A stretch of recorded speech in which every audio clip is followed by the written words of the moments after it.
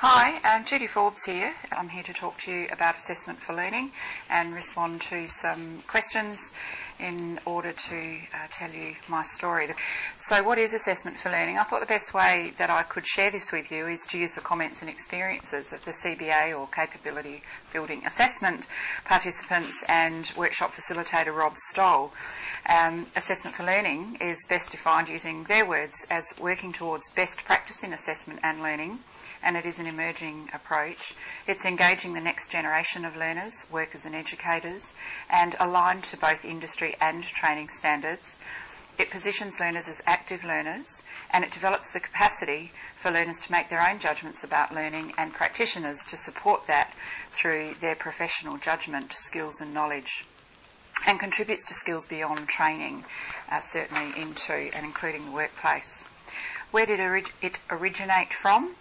Well, rather than all learners starting and completing in the same place and at the same amount of time, this is true CBT, competency-based training, and it's largely supported by research in Britain, Black and William 2009, Inside the Black Box. I'll provide information as to how you can access that, raising standards in the classroom assessment. And its aim was to assist originally low attainers, or so-called low attainers, and raise education standards overall. This was largely in the secondary sector. It focuses on the gap between where the learner starts and where they need to be. For those who don't complete, Assessment for Learning provides information and feedback around the progress that they make, and the progress and the feedback acknowledges and provides incentive to continue the learning journey. So how does Assessment for Learning support the requirements of AQTF? Well, Assessment for Learning revolves around planning assessment, observing learning, analysing and interpreting evidence of learning instead of assessment of learning, which is more our current and traditional methods, where we tend to plan the delivery and the training first. We plan on what we think the learner needs to know, and then we assess after delivery. An Assessment for Learning shares the learning intentions. It uses questioning and self-assessment. So, for example, to provide adequate counselling, support and guidance prior to undertaking a course and throughout the contact, a relationship and learning journey of the individual. It uses self-assessment and feedback to develop a learning plan that assists the learner to achieve competency.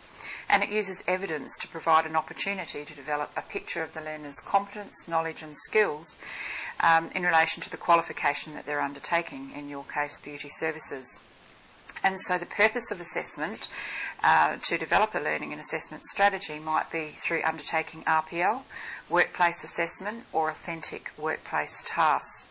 So this links to Standard 1 in AQTF, assessment, essential standards for continuing registration.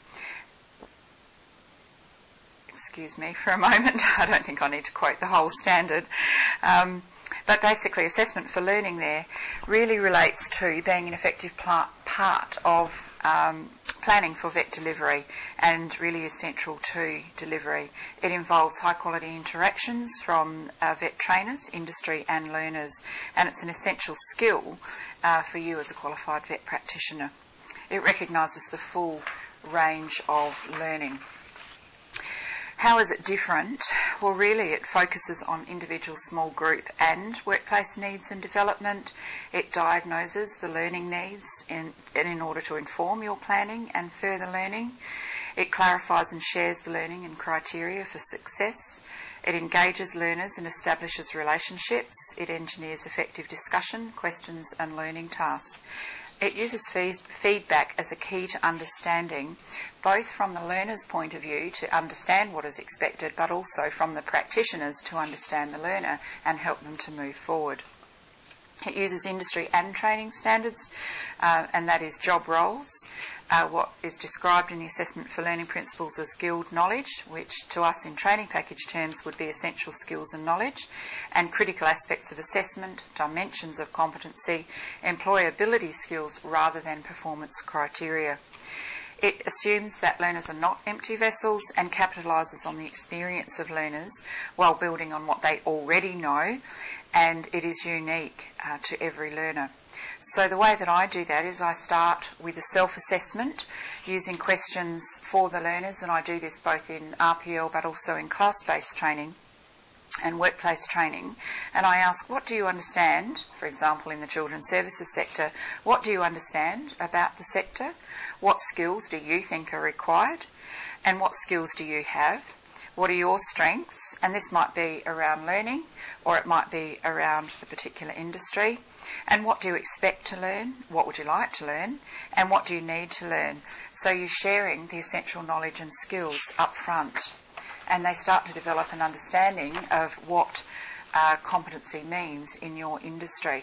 So why use assessment for learning? Well, it encourages individuals, workplaces and groups of learners to analyse real work situations authentically and in practice. Learners own their own learning. It's more learner-centred rather than teacher-centred, and they begin to take responsibility as we expect of adult learners. So they take an active role in the learning. And with peer assessment, learners become a resource for one another, and they learn alongside of others, and that's both in the workplace and in the classroom. And that supports them to recognise success in others and how they can improve, which, if you think about it, is very much a workplace skill. So how do I do that? Well, I use feedback from real work experience situations. I use reflection and self-assessment, both again from me as a practitioner, but also from the learner's perspective. I use tasks in the workplace and evidence of competence according to their day's involvement and the things that they undertake in a real work situation. I use Moodle forums to check and assist their understanding, and the students actually on Moodle support and give each other feedback. That's relatively new, but it is developing really well. The key strategies for assessment for learning are to share the learning experiences and expectations, I should say, ensuring that the learners understand the criteria on which they're going to be assessed so they know what they're trying to achieve. And that's not just performance criteria, that's more around, again, the essential skills and knowledge and the critical aspects of assessment and the evidence that is required. Another strategy is the self-assessment and peer assessment, and both of those enable students to negotiate and manage flexible assessment options, and that can include collaborative assessment with both the workplace and the trainer. So where one person is progressing at a different level of skill to another, an assessment decision can be made in consultation with the workplace, the learner and the trainer. That might, for example, involve a workplace project or particular skills that the person might need to demonstrate.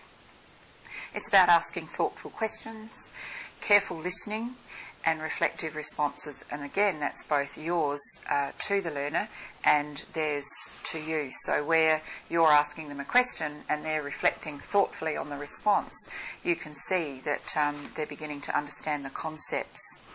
So in developing the learner's capacity for self-assessment, self-improvement in the workplace so that they can then reflect and manage their own performance. So how do I do that? I provide options for learning and assessment, and so when I describe options, for example asking questions, I provide scenarios, toolbox activities and learning materials depending on what the student elects or selects, and on guidance from me. Sometimes that's for individuals and sometimes it's for the whole group. So from those different options, I'm able to generate evidence of competence as the learning continues, and I can review the learning needs of individuals and the group.